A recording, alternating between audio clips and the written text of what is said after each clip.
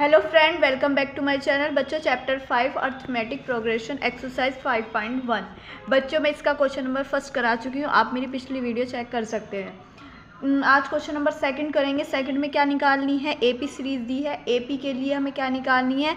First 4 terms निकालनी है। ठीक, जहाँ पर ए क्या है? फर्स्ट टर्म है और डी क्या है? कॉमन डिफरेंस है। फर्स्ट पार्ट है, ए की वैल्यू 10 है, डी की वैल्यू भी 10 है। बच्चों, एपी सीरीज की फर्स्ट टर्म क्या होती है? ए होती है। जो ए की वैल्यू होगी ना, वो क्या होगी? First term.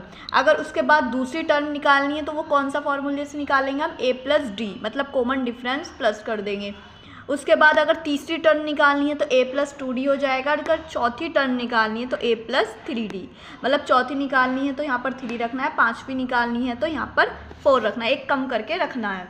ठीक, 4 निकालने, 1 2 3 4 हो गई।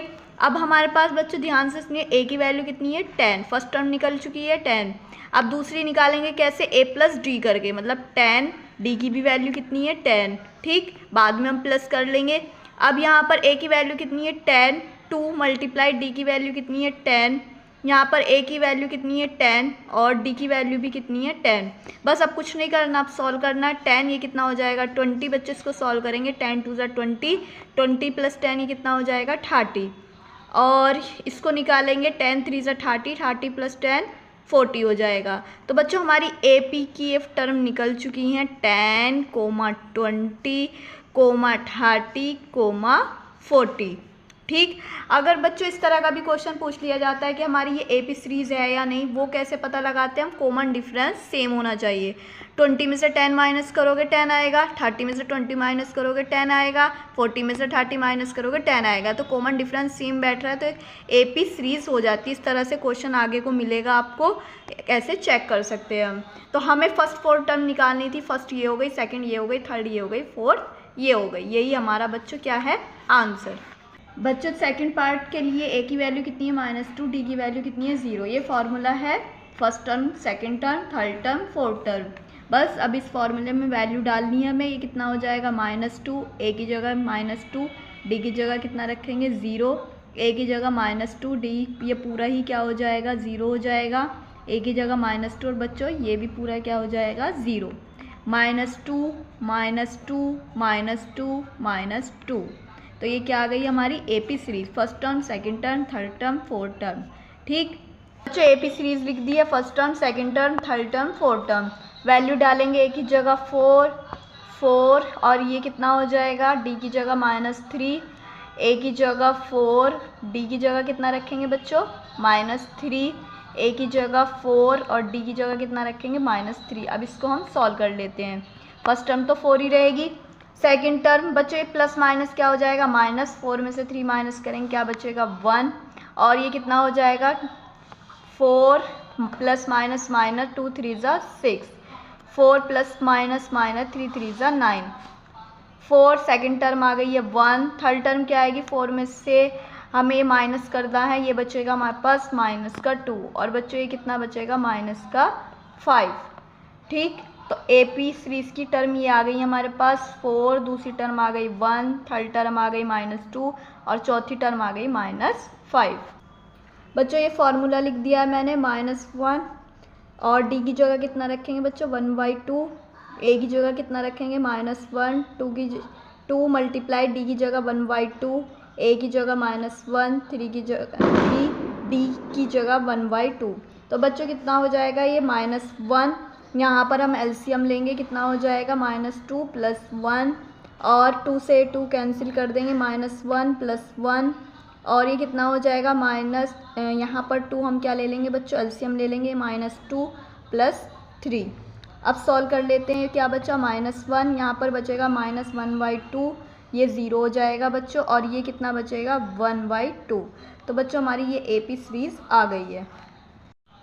बच्चों मैंने इसे इस तरह से लिख दिया है क्योंकि वहाँ पर स्पेस कम पड़ रहा था, इसको इस तरह से लिख दिया। और इसका फिफ्थ पार्ट है, ए की वैल्यू कितनी है? -1.25 और डी की वैल्यू कितनी है? -0.25। फिफ्थ पार्ट कर रहे हैं हम। इस तरह से भी हम लिखकर सॉल्व कर सकते हैं। ए की वैल्यू कितनी है? फर्स्ट टर्म तो बच्चों हमारी ये आ गई, कुछ करने की ज़रूरत नहीं है। सेकंड टर्म निकालने के लिए ए प्लस डी सॉल्व करना पड़ेगा। ए कितना है? -1.25 और बच्चों डी की वैल्यू कितनी है 0.25। ठीक, ये कितना हो जाएगा -1.25 प्लस माइनस माइनस हो जाएगा ये 0.25। अब बच्चों देखो दोनों साइड माइनस माइनस है, इसका मतलब ये है कि इसको क्या करना है, हमें प्लस करना है। और बच्चों ये प्लस कर कर कितना आएगा, हमारे पास बनेगा ये 1.50। ठीक, अब a+2d देख लेते हैं कितना बैठ रहा है, -1.25 प्लस 2 मल्टीप्लाई 0.25 कितना हो जाएगा बच्चों, ये -1.25 प्लस माइनस माइनस, और बच्चों इसकी मल्टीप्लाई 2 से करेंगे, ये कितना हो जाएगा 0.50। ठीक, माइनस माइनस है, इन दोनों को हमें क्या करना पड़ेगा बच्चों, प्लस। प्लस करके क्या आएगा -1.75। थर्ड टर्म हमारी ये आ गई है। अब फोर्थ टर्म के लिए सॉल्व करेंगे। ए की वैल्यू कितनी है -1.25, 3 डी की वैल्यू रखेंगे 0.25, सॉल्व करेंगे कितना हो जाएगा -1.25 प्लस माइनस माइनस, और इसकी बच्चों 3 से हम मल्टीप्लाई करेंगे, कितना आएगा 0.75। दोनों को प्लस कर देंगे, साइन रहेगा माइनस का, प्लस करेंगे तो बच्चों ये आएगा हमारे पास माइनस का 2.0। ठीक, प्लस कर लेना, या मैं एक बार करके दिखा रही हूँ। 1.25, 0.75, 5 5 10, और ये कितना हो जाएगा 7 2 9, और कैरी ऐड करेंगे 10 और 1 यहाँ पर कैरी पहुँच जाएगा, पॉइंट के नीचे 0.2। ठीक है, इस तरह से हम ये प्लस कर लेंगे। तो हमारी एपी सीरीज़ की टर्म क्या क्या निकल गई है, फर्स्ट टर्म 1.25, सेकेंड टर्म निकली है -1.50, थर्ड टर्म निकली है -1.75, और लास्ट फोर्थ टर्म निकली है 2। ठीक बच्चे, इसमें थर्ड में हमें एपी सीरीज़ दी है, इसमें हमें फर्स्ट टर्म निकालनी है और कॉमन डिफरेंस निकालना है। फर्स्ट टर्म आपको दिखाई दे रही ये है 3, सेकेंड टर्म ये है। फिलहाल तो हमें फर्स्ट टर्म निकालनी है, तो ए की वैल्यू क्या हो जाएगी 3, और कॉमन डिफरेंस तो आपको पता ही चल गया होगा बच्चों कैसे निकालते हैं। इसमें से सेकेंड वाली में से ये माइनस कर देते हैं। बच्चों ए की वैल्यू फर्स्ट टर्म क्या हो जाएगी 3 हो जाएगी, एक चीज़ का आंसर आ गया है। और कॉमन डिफरेंस कैसे निकालेंगे, ये a2 है ये a है, मतलब इसमें से ये माइनस कर देंगे। 1 में से कितना माइनस करना है हमें बच्चों 3, क्या बचेगा -2। तो d की वैल्यू कॉमन डिफरेंस कितना आ गया है -2।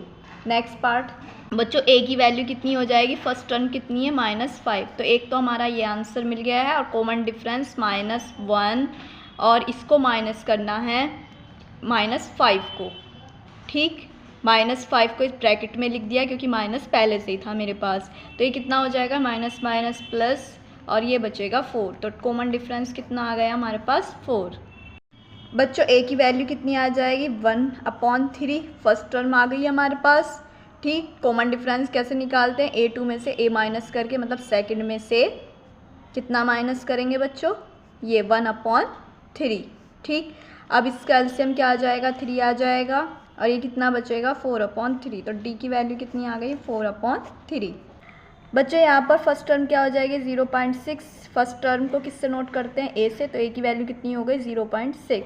d की वैल्यू कैसे निकालेंगे, 1.7 में से 0.6 माइनस करेंगे, कितना आएगा, ये आ जाएगा 1, और ये आ जाएगा 1.1। तो d की वैल्यू कितनी आ गई है 1.1। बच्चों इसके बाद भी अगर आपको प्रॉब्लम आ रही है तो आप मुझसे कमेंट करके पूछ सकते हैं। Thank you.